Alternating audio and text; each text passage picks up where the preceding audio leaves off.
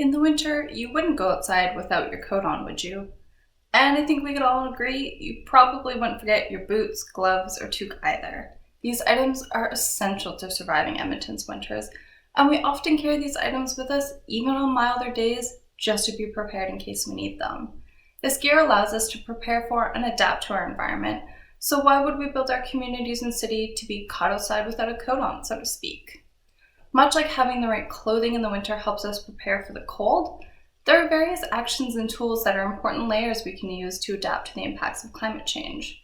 Think of work involving research, public information, and policy, like your boots, toque, and gloves. Your winter gear plays a valuable role in helping keep you warm and protected. Similarly, climate change adaptation is about having the right mix of tools to help prepare our communities for a number of situations in the future. My work is important because despite even our best efforts to address climate change, we're still going to experience its impacts, and we need to make sure that our communities are prepared. In my role, I get to work on all the different layers, including research, public information, and policy to help prepare our communities. You can think of research as a layer like your toque. In high school, you were too cool to wear it, but now you know better. Research helps inform us of our risks and what options we can take to prepare and adapt. In my role, I look at things what other cities are doing, what tools are available, and what methods are being used to see what we can use here in Edmonton. My work involves researching and identifying climate adaptation strategies that can be used at the neighborhood scale to help prepare them for climate change impacts.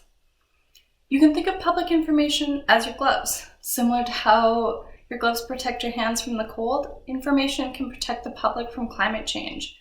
Everyone plays a role in preparing for climate change, so it's important that our community is informed about the risks we face and that they have the right information and tools to help them prepare. My work has included writing blog posts about changing temperatures, extreme weather, and changing precipitation, and how people can prepare their homes for these changes. Lastly, you can think of policy as your boots. Making sure you have the appropriate footwear is much like making sure you have the right policy. Policy is an important layer because it allows us to incorporate research and implement adaptation actions that help our communities. Part of my work involves looking at our Energy Transition Action Plan and comparing it to City Plan, one of our key guiding documents in Edmonton. My work involves looking at the actions in both plans to make sure they're aligned and support each other's goals. There are endless analogies you can draw about winter gear and the layers of climate adaptation. Each aspect, like research, public information, and policy, is important in helping communities prepare for and adapt to climate change. However, using the layers together works best, just like your winter gear.